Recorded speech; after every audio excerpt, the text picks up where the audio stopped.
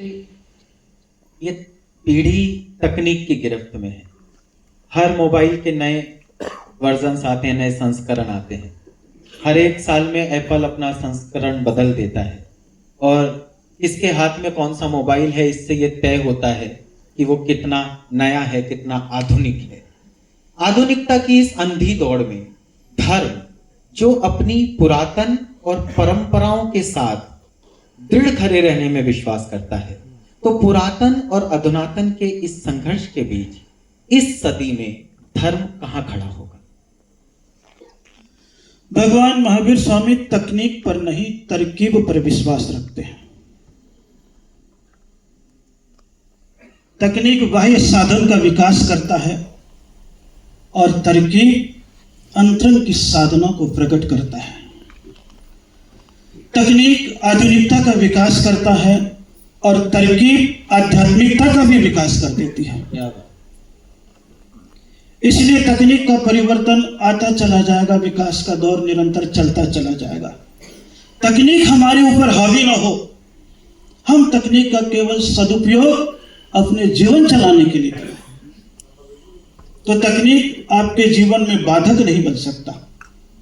एक माइक भी एक तकनीक है।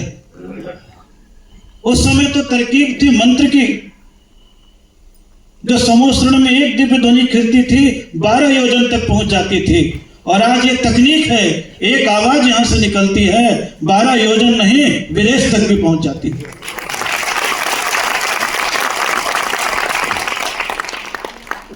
इसलिए हर तकनीक को बुरा नहीं कहा जा सकता, उसके उपयोग की तरकीब आ जाए, वाह। तो ये साधन भी कई बार महावीर के साधना को, चर्या को विकसित करने में, प्रसारित करने में कारण बन जाता है। युवा पीढ़ी की सबसे बड़ी कमी है तकनीक को अपने ऊपर हावी कर लिया। उन्हें तकनीक के ऊपर हावी होना था, इसीलिए उन्होंने उसका उपयोग विकृति में किया, संस्कृति के विकास में नहीं किया। क्या बात। संसार में वस्तुएं सभी को प्राप्त होगी, ये मान करके चलिए। जिसे आप कहते थे परमात्मा ने सभी चीज दी है दुनिया में, यद्यपि जैन दर्शन के अनुसार परमात्मा कुछ देता नहीं, लेकिन एक कहावत में कहा जाता है सारी चीजें दी है, अच्छी भी चीजें दी है, बुरी भी चीजें दी है, प्रकृति ने सब चीजें दी है। लेकिन समझदार उस वस्तु में से अच्छाई को स्वीकार कर देता है, बुराई को छोड़ देता है। उसी प्रकार आधुनिक युवा पीढ़ी इस तकनीक से अच्छाई को, जीवन के विकास को, अहिंसा के विकास को, धर्म के विकास को, आचरण के विकास को, संस्कृति के विकास को, देश के विकास को स्वीकार करते हुए इसे स्वीकार करते हैं, तो ये तकनीक आधुनिकता से भी आध्यात्मिकता की ओर बढ़ाने में साधन बन सकते हैं।